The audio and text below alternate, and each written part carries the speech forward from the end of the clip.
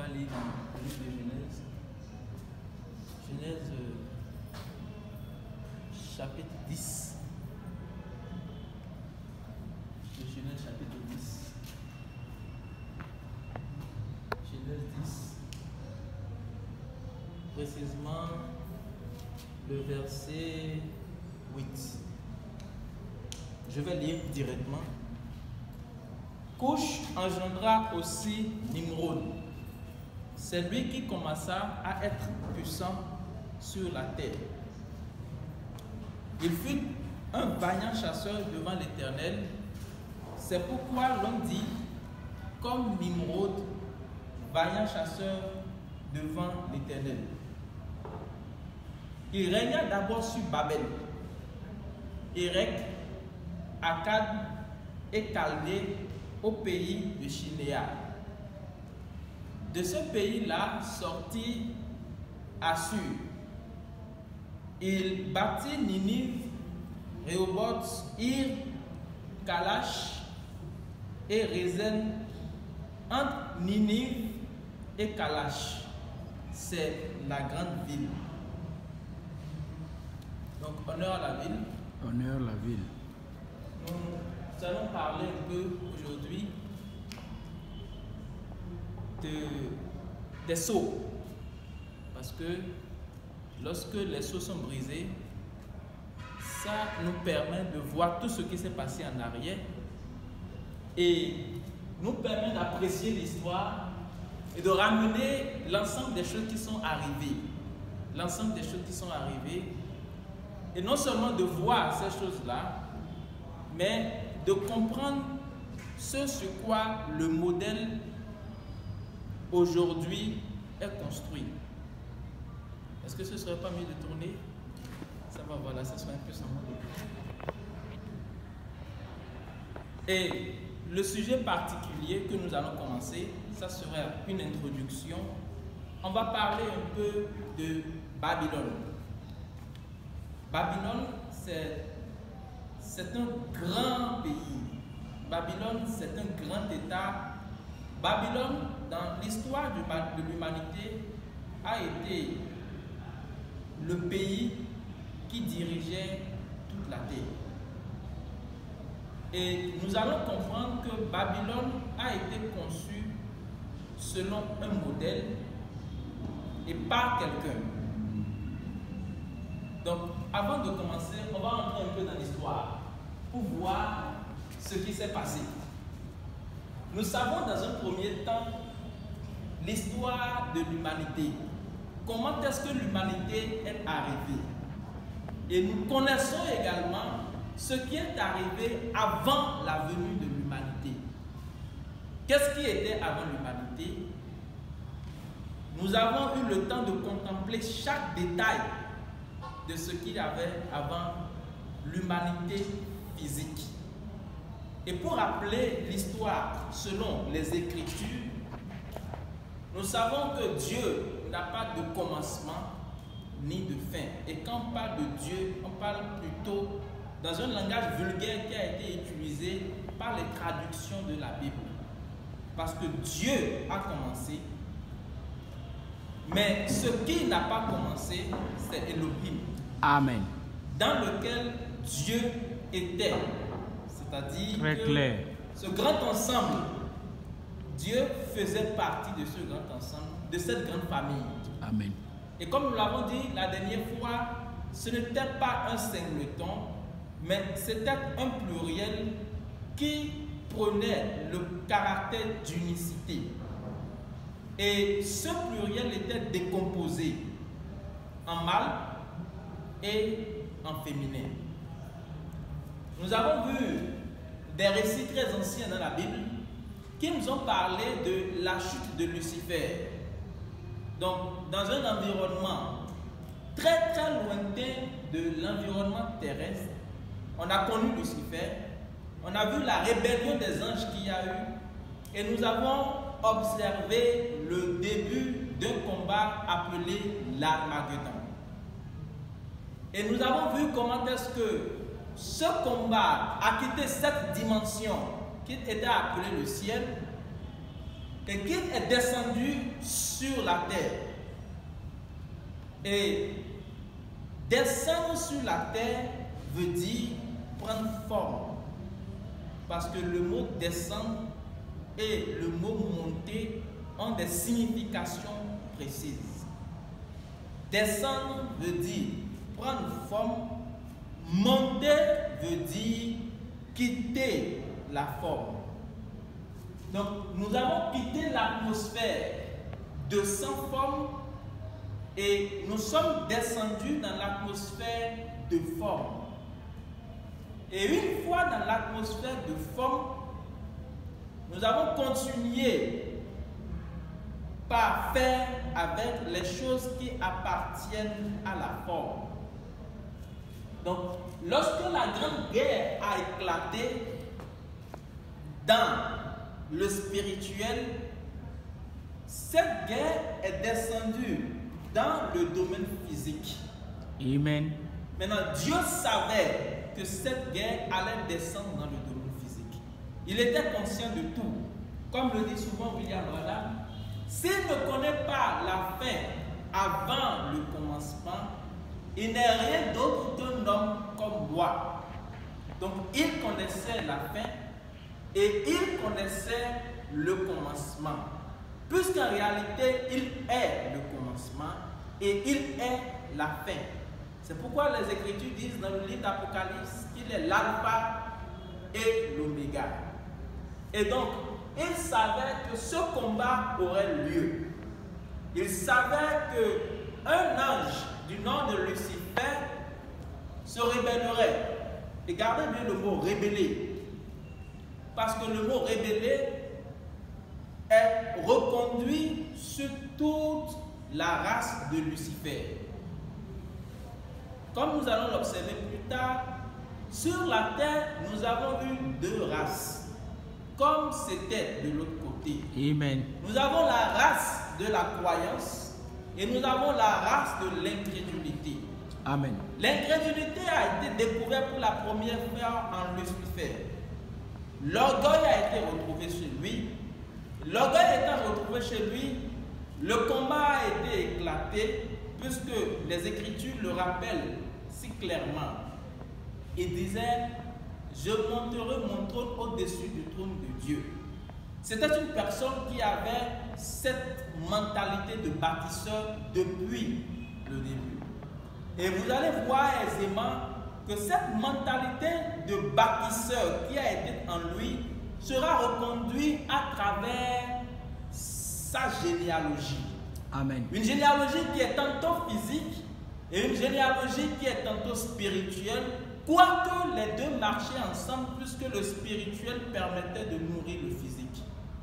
Mais dans un premier temps, dans cette dimension, spirituellement, ses aspirations avaient toujours été connues. Et nous allons suivre ces aspirations, nous allons suivre sa personne, nous allons descendre avec sa personne jusqu'à ce que nous puissions parler d'un homme du nom de Nimrod. Nimrod est le fondateur de Babylone.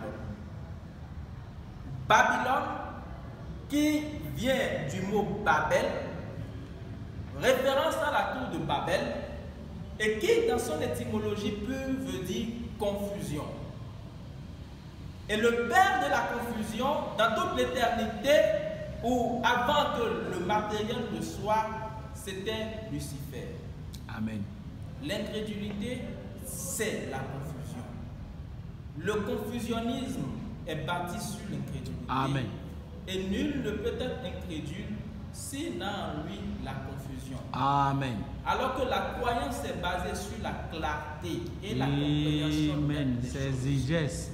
Et donc, du coup, à l'ouverture des sceaux, chaque chose est révélée de façon précise, Très clair. de façon claire, mais toutefois avec un aspect mystérieux. Exact. Le mystérieux permet, je commence par être embrouillé. Avance. Je crois qu'il y a la maintenance et des dépenses. Oui. Le mystérieux fait la joie du croyant authentique et participe à la confusion de l'incrédule. Donc du coup, quand c'est clair pour l'un, c'est confus pour l'autre. Amen. Par exemple, dans cette dimension en haut là-bas, il était clair pour Michael et pour tout le reste qu'il y avait quelqu'un qui était au-dessus. Exact. Il était clair pour Michael et tout le collège angélique que au-dessus de toute chose, il y avait le trône. Mais entre Lucifer, la confusion qui lui a été donnée, parce qu'il faut le préciser, Amen. cette confusion lui a été donnée. Il fallait que cette confusion lui soit donnée afin que le gros plan soit étalé, mis en place et que tout ce que nous verrons comme acteurs participants à ce gros plan puisse se révéler. Amen. Et donc, il lui a été donné ce degré de confusion. Et ce degré de confusion lui a permis de réaliser qu'au-dessus de Dieu, il pouvait s'installer et que son trône pouvait être au-dessus du trône de Dieu. Amen. Donc, il voulait bâtir quelque chose de plus grand, quelque chose de plus beau, quelque chose de plus majestueux, quelque chose qui répondait à son entendement. Nous avons vu que le même esprit, la même personne, s'est incarné dans le jardin d'Éden, donc a pris une forme dans le jardin d'Éden. Et une fois que la forme fut prise, il usa de cette forme afin de continuer son dessein. Amen. Ensuite, nous avons quitté le jardin d'Éden et nous avons vu comment est-ce que l'homme, c'est-à-dire le spirituel, ce qui est à l'image de Dieu, s'est retrouvé enfermé dans le temps.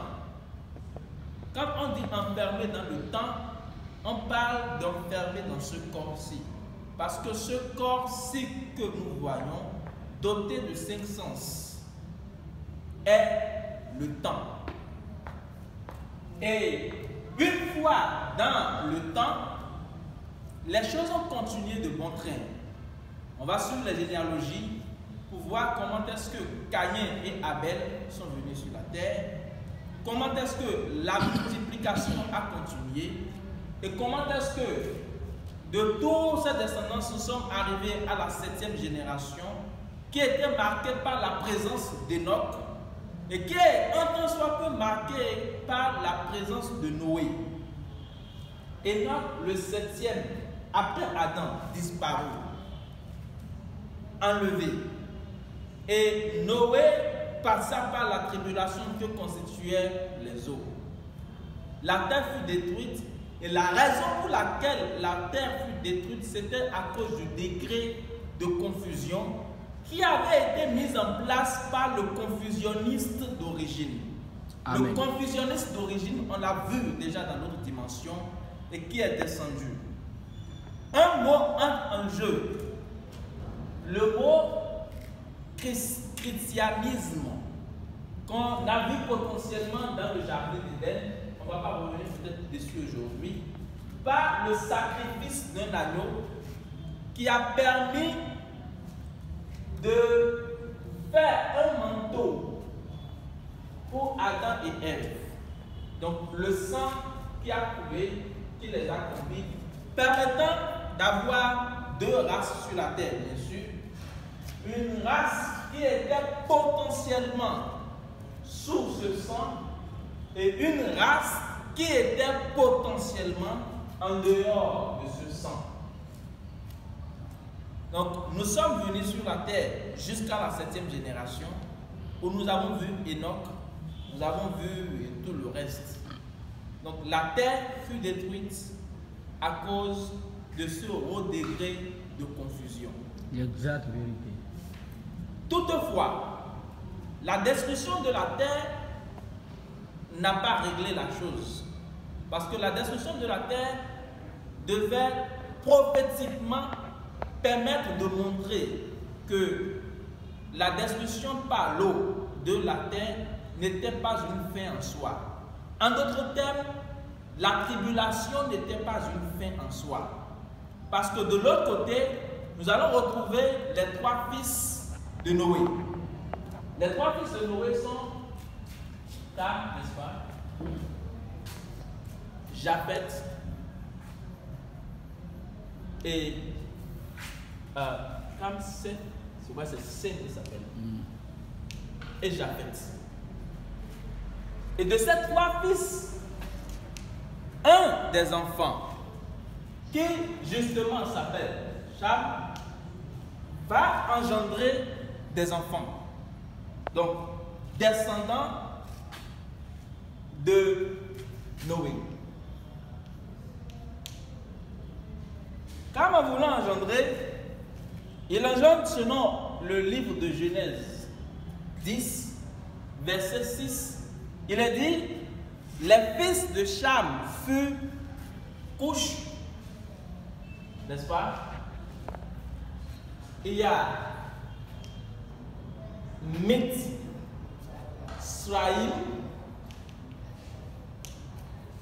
il y a Puth et il y a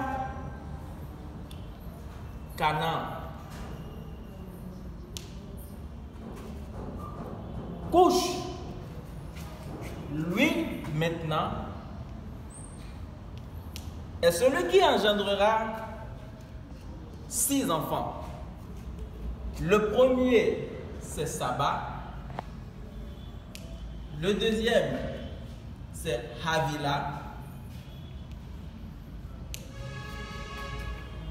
Celui qui suit, c'est Sabta. Et vous allez remarquer que chacun d'entre eux a créé, a bâti un royaume. Il y a Rima, il y a Sabteka,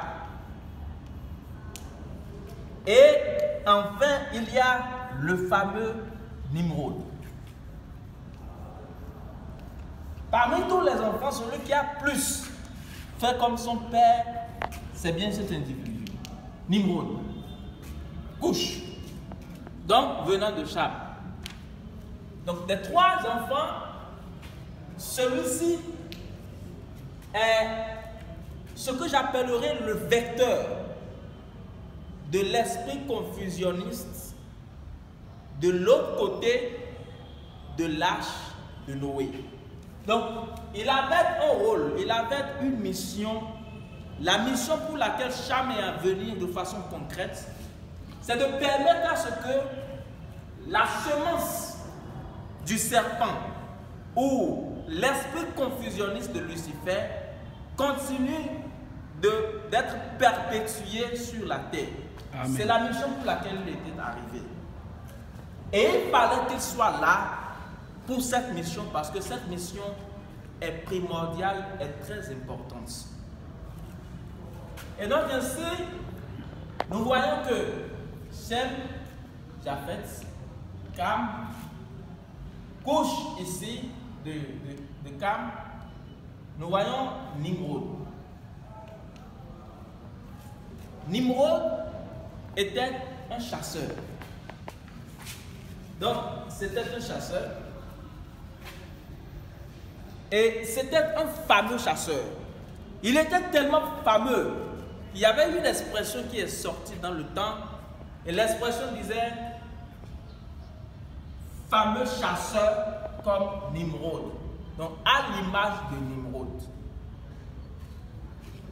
Nimrod vient sur la terre et il est le représentant légal de Lucifer. Amen. Il avait en lui le colis luciférique, toute la confusion qu'il faut. Et il avait un désir, c'est de pouvoir soumettre toutes les autres nations sur lui. Ça a toujours été son objectif. Il était la première personne, en réalité, qui a réellement développé l'art de la guerre. Il y avait autour de son royaume d'autres nations. Et ces nations ne connaissaient rien de la guerre. On aura le temps de détailler ça. Mais qu'est-ce qu'il fait, Nimrod? Il prend des jeunes, ceux qui sont autour de lui, il les entraîne à des exercices physiques, quitte à les épuiser, jusqu'à ce qu'ils puissent être résistants en bataille. Et avec ces gens, il se lance dans ce qu'on appelle la conquête. C'est lui qui fait ça. Et c'était un bâtisseur de premier plan. C'était quelqu'un qui recevait l'inspiration, qui lui permettait de mettre en place beaucoup de choses. Et vous allez voir, c'est écrit comme ça dans d'autres fois, vous verrez, on écrit Nemrod. Des fois, vous allez voir Nemrod. Des fois, vous allez entendre même d'autres expressions comme Bélus. Et nous ferons après le parallèle entre Bélus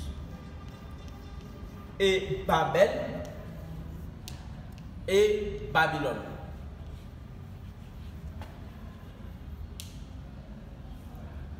Il a vécu donc avec cette philosophie qui lui a été transférée de celui qui a été le père de la confusion dans le domaine spirituel. Maintenant, avant de revenir là, je vais faire état de ce qui nous permet d'aller regarder ces détails et même d'aller prendre les Écritures, donc la version que beaucoup de personnes utilisent, et de questionner cette version sur certains points qui sont laissés de façon évasive, c'est-à-dire c'est laissé vide comme ça. Je vais te lire une partie. Je vais vous lire une partie et vous allez voir ce qu'il en est. Et c'est en lisant que vous vous demandez, mais de quoi parle-t-on? Je lis toujours le livre de Genèse, chapitre 10. Je lis à partir du verset 8. Couche engendra aussi Nimrod. C'est lui qui commença à être puissant sur la terre. Donc il commença à être puissant sur la terre. Et il est dit, il fut un vaillant chasseur devant l'Éternel. C'est pourquoi l'on dit, comme Nimrod, vaillant chasseur devant l'Éternel. Il régna d'abord sur Babel, Érec, Akkad et Chaldée au pays de Chinéa. Le verset 11 dit quelque chose d'étrange. Le verset 11 dit, de ce pays-là sortit Assur. On verra ce que c'est que Assur. Il bâtit Ninive, Rehoboth, Ir, Kalash. Et il dit ensuite, et Rézen entre Ninive et Kalash, c'est la grande ville. Il continue, il dit ceci, Misraïm engendra les Ludim. Je voulais dire un autre verset. Il y a un verset qui m'intéresse particulièrement. Ouais, c'est bien ça. Il bâtit Ninive. C'est bien ça. Rehoboth, Ir, Kalash. Voici la phrase. La phrase dit, de ce pays-là sortit Assur. Il bâtit Ninive. Qui bâtit Ninive? Le il, c'est mis pour qui? Quand on dit Assur, de ce pays-là sortit Assur. Assur, est-ce que Assur c'est une personne ou bien c'est une ville? Il nous reste, il nous revient de comprendre en fait. Et il dit, il bâtit. Si Assur c'est une personne, on estime que c'est Assur, la personne. Mais si c'est Nimrod, alors on estime que c'est Nimrod. Au bref, on va lever l'équivoque sur toutes ces choses. Et d'autres choses, par exemple, on dit, lorsque la tour de Babel fut construite, il y a eu confusion de langue, n'est-ce pas? Dieu a confus, c'est-à-dire, il a créé de la confusion. Mais comment Dieu a créé de la confusion? Comment ça s'est fait concrètement? Parce que c'est facile de dire, ok, Dieu a créé de la confusion, mais comment il a fait? Dieu est-il descendu? La Bible dit qu'il est descendu, qu'il a créé la confusion. Mais de façon concrète, nous avons vu que veut dire descendre, que veut dire monter. Comment est-ce qu'il a créé la confusion pour que chaque individu qui prenait de la brique et participait à la construction de ce grand complexe, la tour de Babel, on peut s'arrêter et dire, nous ne comprenons plus ceci. Est-ce que ça a été fait de façon automatique ou on a dit, ok, confusion, comme on pourrait l'imaginer, et automatiquement on ne comprend plus rien? Ou est-ce qu'il y a eu des individus qui ont été utilisés et qui ont apporté un message et qui finalement a créé la confusion? Comment est-ce que c'est arrivé? Nous avons vu qu'il y a eu diversité de langues. Comment est-ce que c'est arrivé? La langue elle-même, comment est-ce qu'elle fut enseignée pour que chacune de ces personnes-là puisse prendre des directions et s'en aller? Comment? Et plus loin, quelles étaient ces langues-là? Par exemple, ici au Bénin, on parle le fon, on parle le gon, n'est-ce pas? On parle le yoruba, il y a le français qui est parlé, il y a trop de langues. Comment est-ce que nous en sommes arrivés à ce point? Donc, je reviens donc ici pour expliquer ce qui nous permet et ce qui nous conduit à entrer dans tous ces détails-là, juste pour comprendre. Amen.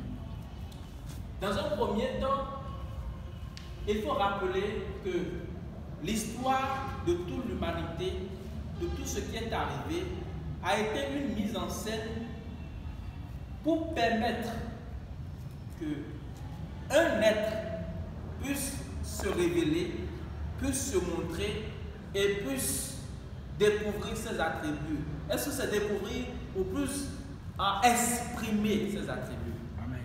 Donc c'est une grande plateforme. Donc il prend du recul, il pense en lui-même, bon, je vais faire ceci, je vais faire ceci et je vais faire ceci. C'est ce qu'il pense. Après avoir pensé, il libère cette pensée-là. Et la libération de cette pensée, c'est ça qu'on appelle la parole. Parce que nous avons vu que la parole, c'est une pensée qui est exprimée. Et cette parole-là va prendre soin d'amener un accomplissement la pensée.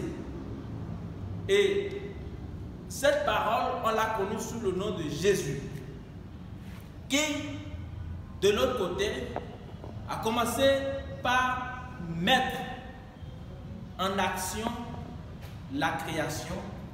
Et après avoir mis en action la création, il continue.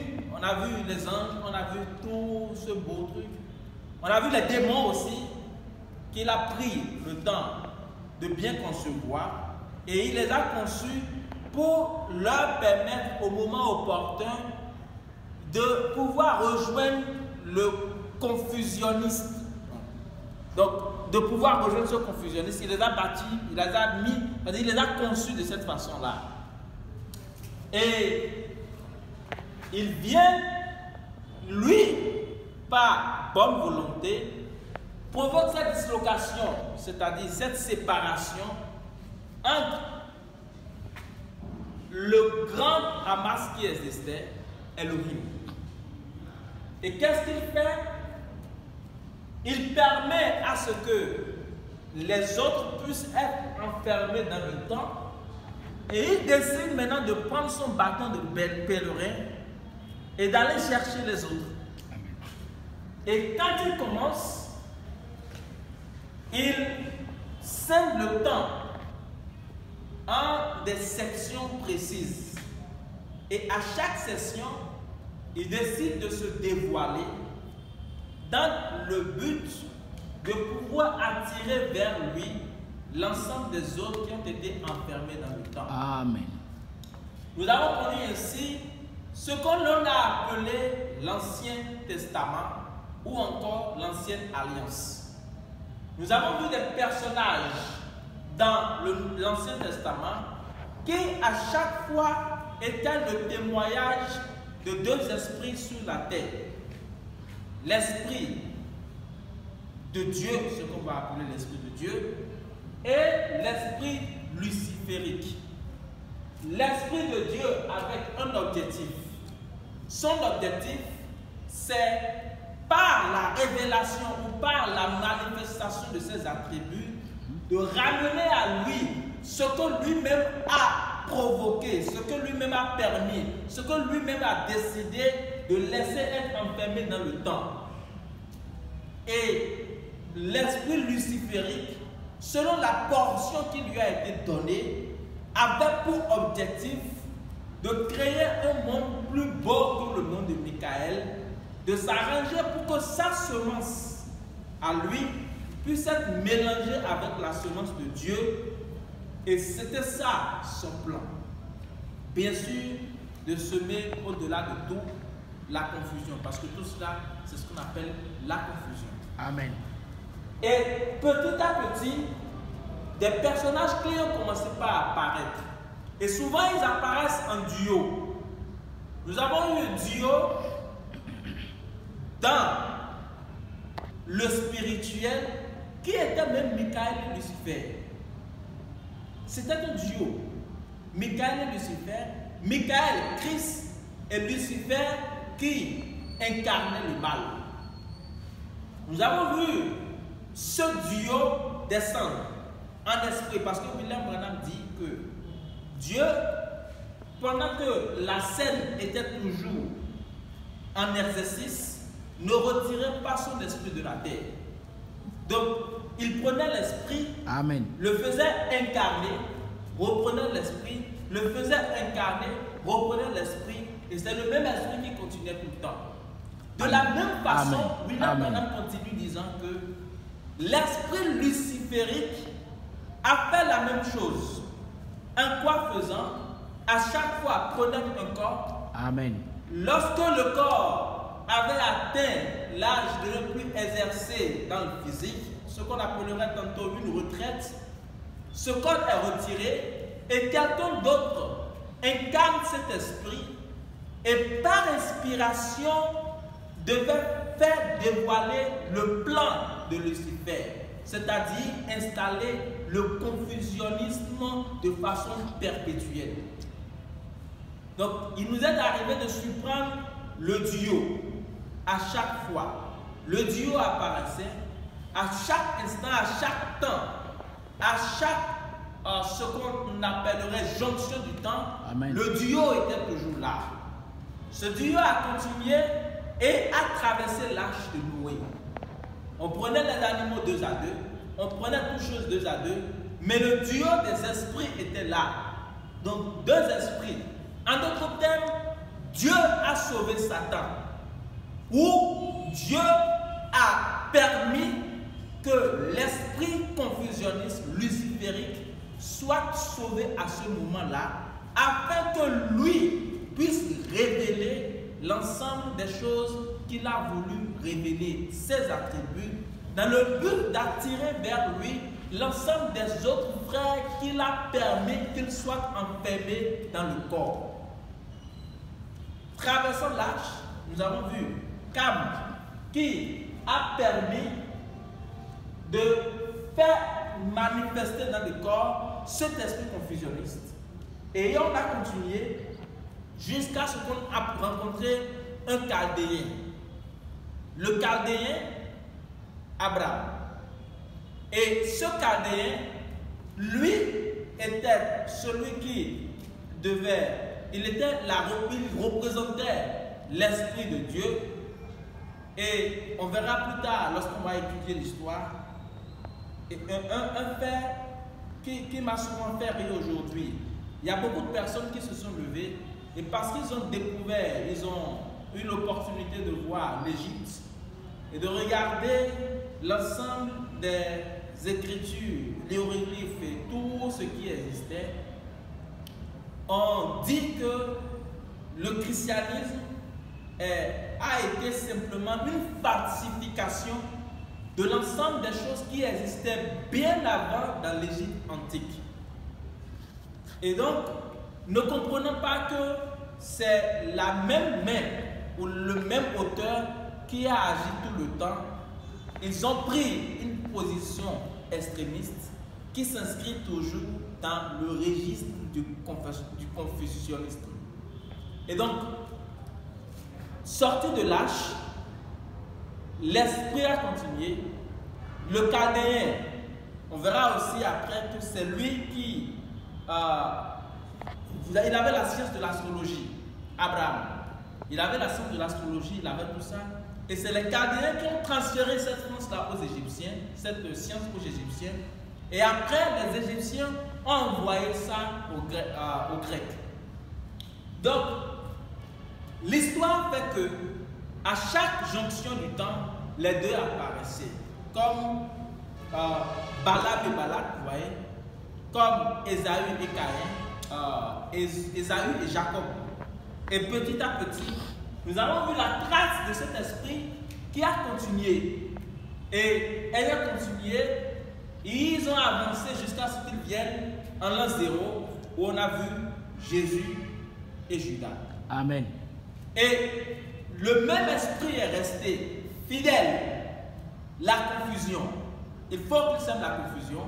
Et non seulement semer la confusion, s'arranger que tout le monde puisse être soumis à eux. Donc, Jésus fait. Et qu'est-ce qu'il fait? Il vient pour continuer la dite pensée que nous avons vue.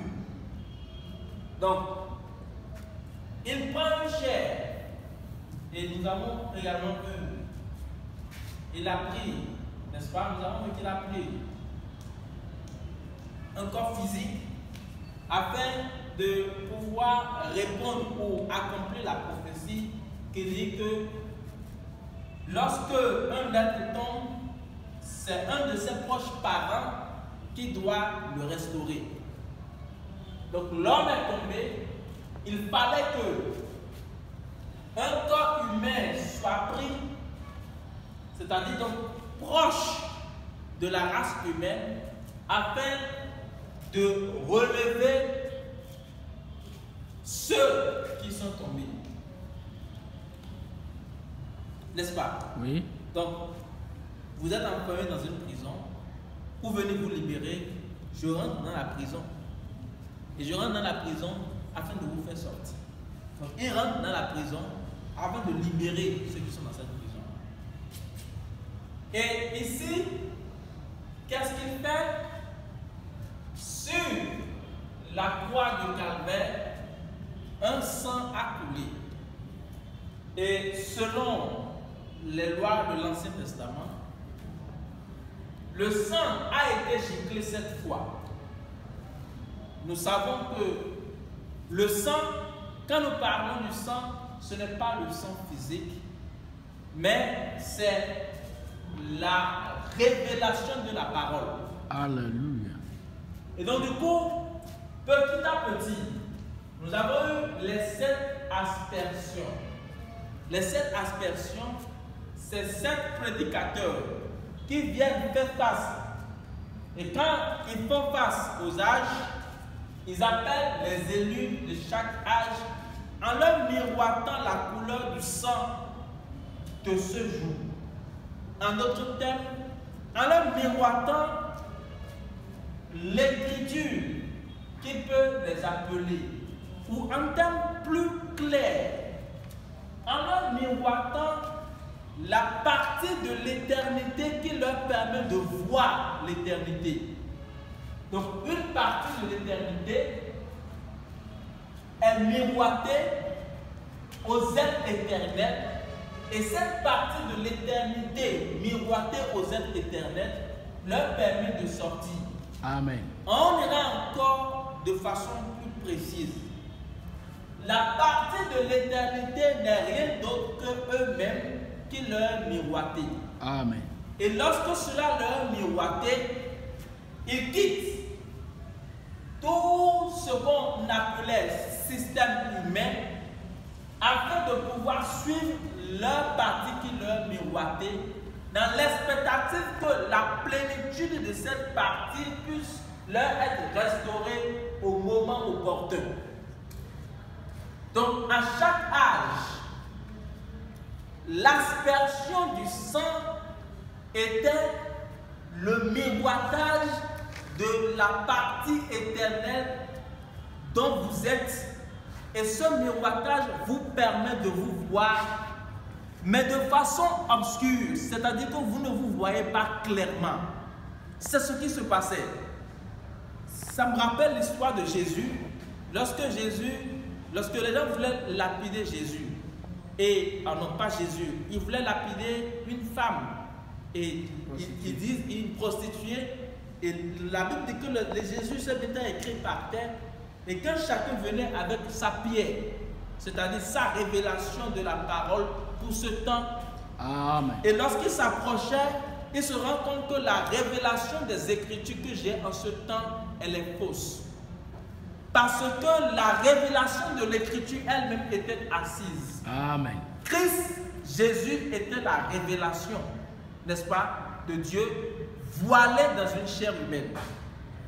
Et la révélation étant là, à chaque fois que quelqu'un apportait sa pierre, la fausse révélation, et qu'il n'arrivait pas à trouver un reflet dans la révélation, il devait s'en aller à chaque fois. Amen.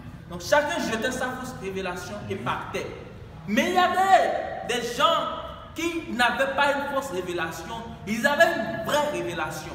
La vraie révélation, nous l'avons vu lorsque, au bord du puits, pendant que tout le monde croyait qu'il draguait la petite fille, il parla, il dit donne-moi de l'eau. Et la femme lui a répondu, tu sais qu'entre nous, ta race et ma race, nous n'avons pas le droit de pouvoir entrer dans une telle communication. Amen.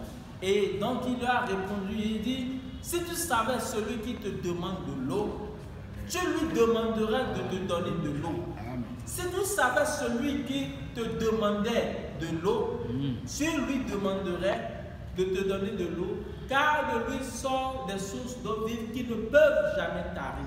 Amen. L'eau, la parole. En d'autres termes, montre-moi ta partie qui est restée cachée. Jésus connaissait cette dame-là. Pas dans le physique, il l'a toujours connue. Parce qu'il a dit, nul ne peut venir vers moi si le Père me l'attire. C'est par attraction que cette femme et ce monsieur se sont rencontrés. Lui connaissait parce que lui n'est pas amnésique après la chute. Mais elle ne connaissait pas. La prédication de l'évangile c'était quoi concrètement? C'était de vous dire des paroles pour vous enlever cette amnésie en quelques secondes. C'est-à-dire que lorsqu'on vous parle un peu, on vous touche à un endroit où vous vous revoyez un peu et pouf, le voile se ferme. Et lorsqu'on a fait cela, vous êtes vu un tout petit peu, vous avez dit c'est ça la vérité, c'est comme ça que vous avez cru. Vous n'avez pas cru par hasard, vous n'avez pas cru parce que vous êtes bon, vous avez une bonne intention, vous êtes quelque chose. Non, c'est pas ça. Vous avez cru parce que quelqu'un s'est approché ou une parole est sortie, en d'autres termes, une partie de vous s'est ouverte un tant soit peu. Vous avez vu à l'intérieur et le rideau a fait comme ça. Mais ce que vous avez vu a levé l'amnésie un tant soit peu sur votre personne et c'est ça qu'on appelait croire. C'est-à-dire retrouver un tant soit peu cette identité qui avait été perdue. Lorsque Jésus s'est rapproché, qu'est-ce qu'il a fait? C'est la même chose qu'il a fait. Amen. Il a ouvert juste un tout petit peu. La dame a regardé, il dit, oh, je perçois. Tu vois, je perçois, je comprends, je vois que tu es un prophète. En d'autres termes, je perçois cette partie de moi que tu viens d'ouvrir. Amen. Et donc, du coup, quand elle perçoit ça, elle dit, elle a couru, et c'est ça qu'on appelle la nouvelle naissance en termes clairs, c'est ça. Donc, à chaque âge, c'est cet exercice qui se faisait. Le même Jésus se voilait à chaque fois dans des êtres. Et il s'est voilé dans 7 messieurs, les 7 esprits qui se trouvaient devant le trône de Dieu. Et ces 7 esprits, le premier esprit c'était Paul. Paul, c'est Christ, Jésus voilé. Amen. Et qu'est-ce qu'il fait? Il prend ce que vous appellerez la parole, mais il vient et il miroite la chose à chaque fois. Donc, quand il vient vers Élie, il miroite un peu.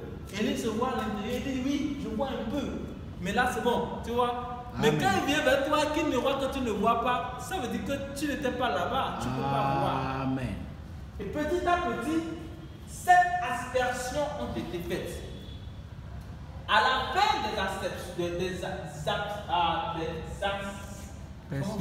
aspersions, voilà, nous avons eu 7 groupuscules de peuples qui ont été condensés à travers le temps et qui attendaient maintenant l'ouverture totale des choses. C'est ce qu'on appelle les sceaux.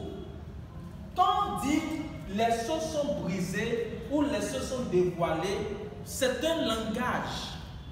Qu'est-ce qu'on appelle dévoilement des sceaux? Le dévoilement des sceaux, en termes simples, c'est, quand on dit ouverture des sceaux, c'est ce que vous avez vu en partie qu'on vous permet d'être dans l'entièreté. C'est-à-dire que quand Paul est venu ici, et Paul vous a miroité un peu, vous avez juste vu un peu. Ce que Paul déclare, il dit, nous comprenons en partie, n'est-ce pas? Amen. Nous voyons en partie. En d'autres termes, il dit, nous regardons comme dans un miroir, où nous ne pouvons voir que reflète notre personne pour le moment. Mais quand les choses s'ouvrent, si nous devons changer de langage, c'est-à-dire que lorsque ce moment viendra où toute notre personne sera dévoilée, alors la parole que je disais, quand je disais, même si notre tabernacle physique se détériore, il y a une autre qui nous entend, cela s'accomplira en ce moment. C'est-à-dire que nous quittons cette prison dans laquelle nous avons été enfermés à dessein afin de permettre à cette colonne de feu de manifester ses attributs, afin d'entrer dans le corps authentique qui est le nôtre et de retourner dans cette communion parfaite dans laquelle nous avons toujours été. Amen. N'est-ce pas? Et donc, l'origine de cette connaissance vient du fait que vous voyez le tout de votre personne. Ici, à la fin des âges, donc ici nous avons vu, je fais juste le schéma pour rappeler comment ça s'est passé et comment est-ce que nous sommes passés par les 7 âges de l'Église. Éphèse, Smyrne, Pergame, Thyatire, Sardes, Philadelphie, Laodicée. Parce que des fois même, ça semble être des termes trop ecclésiastiques. Quand on dit 7 âges de l'Église. Et lorsqu'on voit maintenant les messagers qui ont été envoyés à chaque période ou à chaque âge, nous voyons comment est-ce que chacun d'entre eux avait toujours été combattu par l'autre duo, c'est-à-dire l'esprit confusionniste. Et à la fin, nous eûmes un homme. Maintenant, remarquez, les confusionnistes ou encore l'esprit diabolique luciférique, c'était les pasteurs, c'est les prêtres, ça a toujours été ça. C'est eux, c'est le clergé. Le clergé est le premier confusionniste. Les confusionnistes, en fait, c'est les clergés. Ça a toujours été comme ça. L'arche de Noé, qui était une église potentielle, les deux étaient à l'intérieur. William Branham dit, n'allez pas chercher l'antéchrist au dehors. L'antéchrist a été dans l'église, a toujours vécu dans l'église. Et les deux ont toujours été côte à côte. Donc, Amen. Au temps de Jésus, c'est le clergé l'antéchrist. C'est ceux qui avaient les rouleaux l'antéchrist. C'est eux qui étaient le serpent, c'était eux le confusionniste. Et Jean-Baptiste en a parlé. Il dit, race de vipères, qui vous a appris à fuir la colère qui vient. Or, la colère qui vient, lorsque Jean-Baptiste parlait, la colère qui vient, c'était pour notre temps. Parce que la prophétie de Jean-Baptiste ne concernait pas son temps. Amen. La prophétie de Jean-Baptiste devait attendre que cet âge de l'Église soit passé et que finalement un homme de Kentucky du nom de Branham vient, incarné par l'Esprit de Dieu, la colonne de feu, Jésus lui-même voilé dans une chair, afin de faire sortir les gens de Laodicée et de les amener parfaitement à leur corps, n'est-ce pas? Et finalement, qu'un jugement puisse frapper tous ces humains-là. C'est de ce jugement que parlait Jean-Baptiste lorsqu'il les a dit qu'il vous a appris à fuir la colère à venir. Parce que la colère, c'est les yeux rouges que nous avons observés dans la nuit du 28 février 1963. Amen. Et ici, on a eu l'ouverture des sceaux. Donc, l'ouverture des sceaux nous permet donc de faire un rétrobac, de retourner dans le passé et de voir parfaitement. Et comment ça se passe? Comment vous retournez dans le passé? Vous retournez dans le passé parce que vous êtes un être qui est au-delà du passé. Vous êtes, n'est-ce pas? Vous n'avez pas de commencement, vous n'avez pas de fin. Donc rien ne vous échappe. Les sujets auxquels vous vous intéressez prouvent d'ailleurs que vous n'êtes pas un être naturel. Et petit à petit, nous faisons un rétrobac, soit par la littérature par papier, soit par le zodiaque qu'on aura le temps de prendre en compte, soit par les pyramides qu'on aura également le temps de détailler. Et c'est à l'ouverture de ces sceaux que nous allons revenir maintenant et parler un temps soit peu, comme je le disais, de Babylone. Néanmoins, de Nimrod.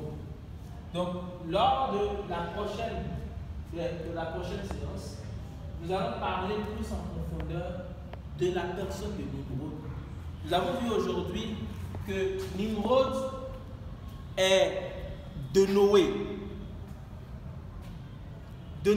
physique, ou encore il est de Noé, parce que ici, vous voyez, l'esprit est venu sur Charles, n'est-ce pas?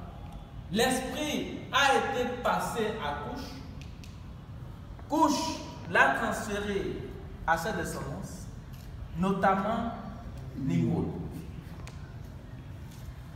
Et nous allons voir que Nimrod est le fondateur de Babylone. Et nous aurons le temps de constater une similitude incroyable entre Babylone d'entre-temps et Rome, la cité qui est mise sur cette montagne.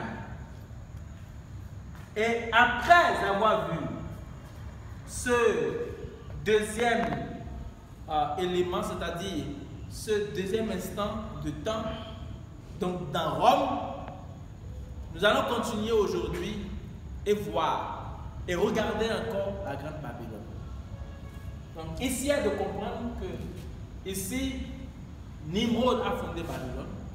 Les mêmes principes que Nimrod a imposés ou a instaurés sur Babylone, les mêmes principes, l'Église catholique romaine l'a instauré dans le monde entier. Prenant clairement le titre de l'Antichrist, parce que ça nous l'avons vu dans le passé, par le passé, et qu'il va développer maintenant toute la connaissance pour mettre tous les royaumes sur lui afin de les dominer. Et il a fait au temps de Babylone, avec la Rome papale, il fait également la même chose. Amen. Lorsque William Branham prêche la marque de la bête, ça me rendait perplexe parce que je ne comprenais pas comment est-ce que William Branham prêche la marque de la bête, mais pourtant certaines personnes aujourd'hui ne croient pas que l'enlèvement est déjà passé. Amen. Chaque prédication était un événement. La marque de la bête était il dit même dans la salle, il dit, et dans l'introduction de la prédication de la marque de la bête, lorsqu'il priait, il dit que Dieu puisse donner sa bénédiction sur son église. Il dit, et il continue. Il dit, nous allons parler de deux marques, la marque de la bête et le sceau de Dieu. Et il dit, qu'en est-il de cette marque?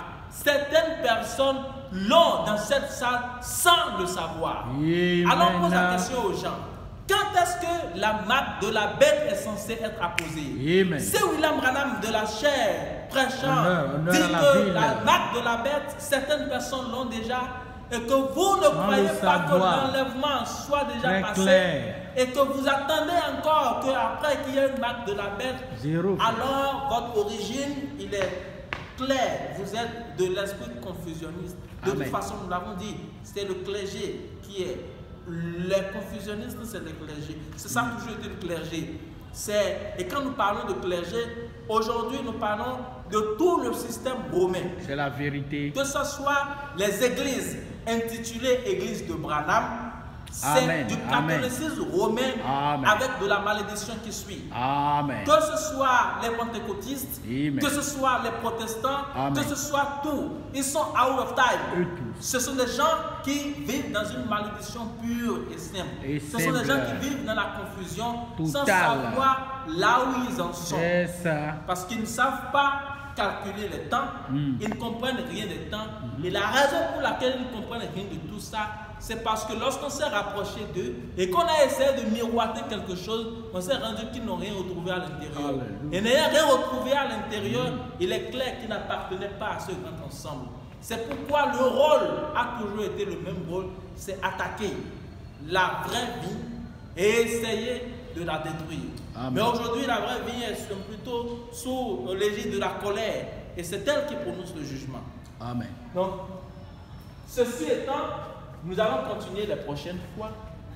Nous avons vu ici que le plan de la rédemption est accompli dans sa totalité, dans sa plénitude. Il n'y a pas raison d'attendre un enlèvement aujourd'hui. L'enlèvement est passé depuis longtemps et vous ne l'avez pas su, ils ne l'ont pas su. Non seulement ça, il n'a pas raison d'attendre à ce que Jésus revienne. Jésus ne viendra plus. Jésus est venu selon ce qu'il a prévu dans les Écritures, selon sa parole. Et sa parole étant accomplie, vous ne le verrez plus jamais. C'est terminé. Amen. Et chaque personne qui se trouve dans l'Ecclésiaste aujourd'hui, un tant soit peu savent qu'il y a quelque chose qui ne va pas. Le reste, on essaie de se camoufler dans tout l'ensemble. On essaie de faire comme si tout va bien, mais on est conscient que rien ne va bien. Amen. Donc, prochainement, nous allons continuer sur le grand empire que fut Babylone. Nous allons décortiquer Babylone. Nous allons même regarder par des figures et par des dessins qui ont été utilisés dans les temps anciens et nous rendre compte que la Rome papale ne s'est pas gênée pour utiliser ces choses-là. Il ne s'est pas gêné. Il a utilisé les mêmes représentations que vous voyez avec Osiris. Vous allez les voir plus que partout. Réa, Sémiramis et tout ça. Vous allez voir que le même système a été reconduit. Les mêmes dessins ont été utilisés. Et étant donné que la plupart de ceux qui sont soumis à ce système ne comprennent pas, ils ne peuvent pas comprendre parce qu'ils n'ont pas été prédestinés à comprendre, ils sont là, ils y évoluent et ça s'arrête là.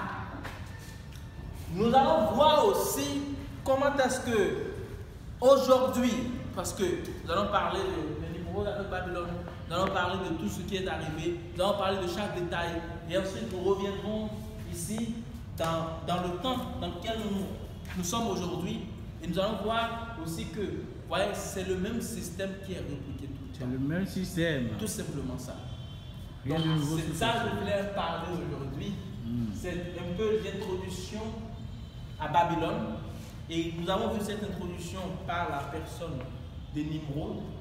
La prochaine fois, nous allons vous donner un peu plus de détails sur les différents noms que Nimrod peut porter dans différentes littératures. Nous allons voir comment est-ce que ce Nimrod, il a été fameux sur la terre. Nous allons comprendre ce système. Nous allons voir comment est-ce qu'il a agi tout le temps. Et donc, je vais m'en arrêter là comme introduction. Et à la prochaine. Honneur à la ville. Honneur à la ville.